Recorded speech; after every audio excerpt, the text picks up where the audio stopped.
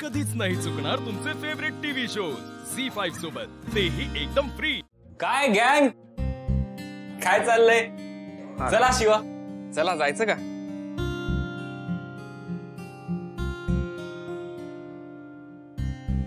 हो हा, निघूया ना, चल। ए काय झालंय तुला? नाही, काय नाही। चल। अरे ऐक ना, पत्रिका वाचलीस का? एवढी पत्रिका द्यायला येतेस माझ्याबरोबर? ए नाही वाचली,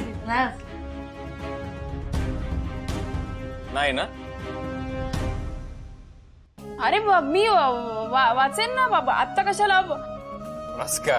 हा अरे बाबा मी वाचेन, आपण आता उशीर होतोय ना। आधी पत्रिका वाचून घे, सांग मला कशी आहे।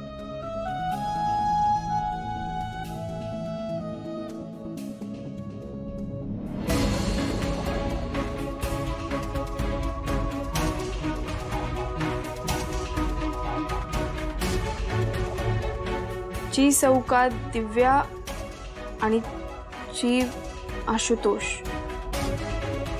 यांचा शुभ विवाह।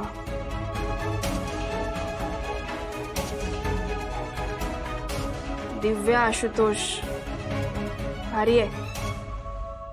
तुमचं नाव वाचूनच कळते की तुमचं कपल एकदम भारी असेल। थँक्यू, आमचं कपल भारी असेल। हे गँग थांबा, तुम्हालाही दाखवतो।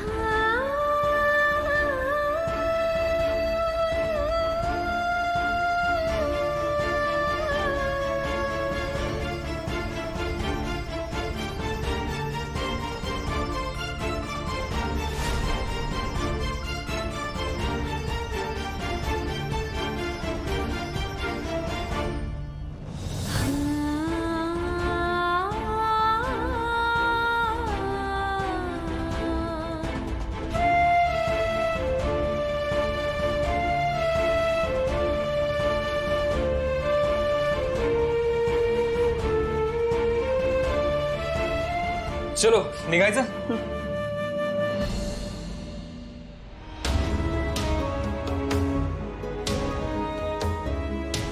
मी येते जाऊन, तुम्ही सांभाळा।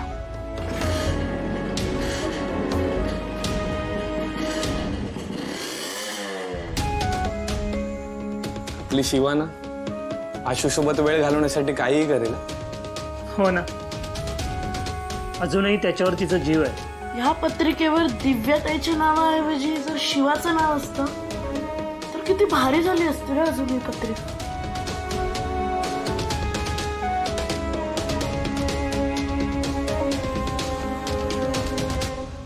ओ वंदना ताई।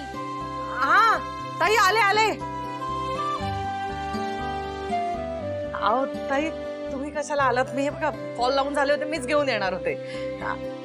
घ्या, हे घ्या पैसे। अहो कशाला उगाच घाई? हो, आता पैशांनी पैसा जोडला पाहिजे।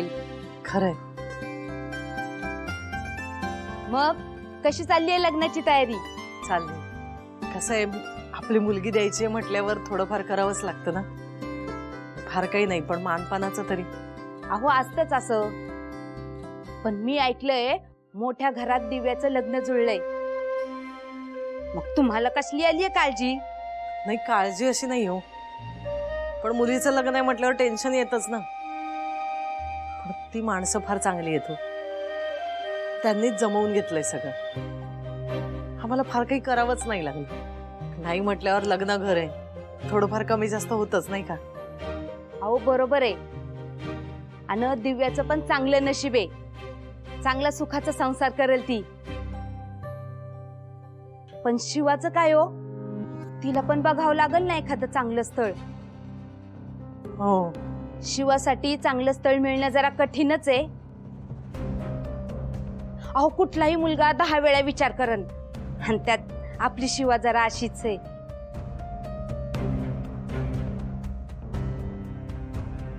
काय वेगळी आहे का?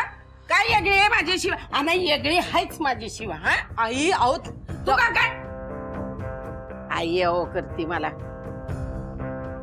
सांग. मोठ्या बहिणीच्या लग्नासाठी समदा लग्नाचा खर्च करतेय.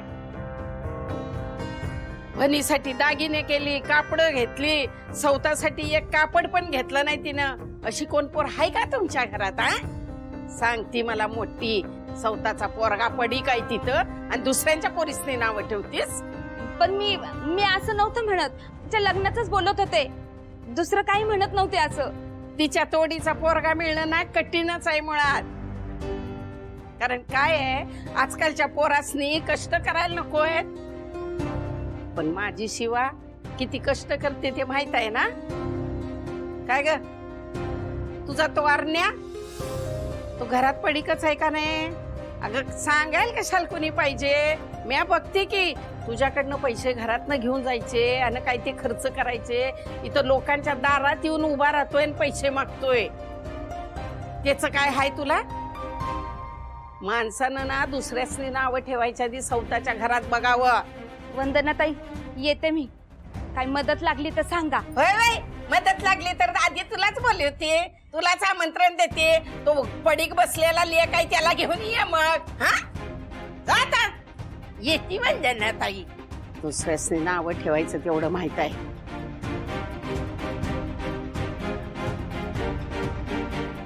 अहो आई तुम्ही कशाला उगाच चिडचिड करता हो?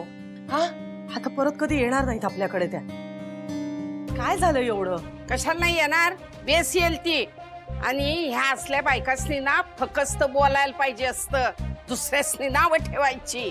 तुम्ही शांत व्हा, तुम्ही चिडचिड करू नका. गेल्या त्या आता, आणि त्या काय चुकीचं बोलल्या हो? काय बरोबर आहे? तिला तसं काय बी म्हणायचं नव्हतं. ती काय म्हणली माहितीये का तुला?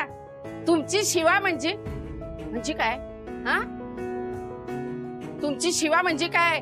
आपली शिवा काय टवाळखोर पोर आहे काय? हा का अशी तशी आहे? अहो पण आई आपल्या शिवाचं राहणीमानच असं आहे ना. ह्यो बघ, ह्यो निर्णय शिवाचा आहे. हा त्याच्यात आपण बोलायचं नाही. आणि काय ग वंदी, त्या दिव्यानं आता पातूर 5 लाख रुपये खर्च केले. किती? 5 लाख. कुठून आलं ग एवढा पैसा? कुठून आला आपल्याकडं? तर त्या शिवानं पोरीनं जीवावर उदार होऊन त्या रेस मध्ये भाग घेतला. त्या कांता शेटकडनं पैसे घेतलं म्हणून ती एवढा खर्च करू शकली होय का नाही? अगं माझं लेकरू, तिचा काळजाचा तुकडा असणारी गाडी ऐकायला तयार झाली. झी5 ॲप डाउनलोड करा आणि पहा सर्व एपिसोड्स एकदम फ्री.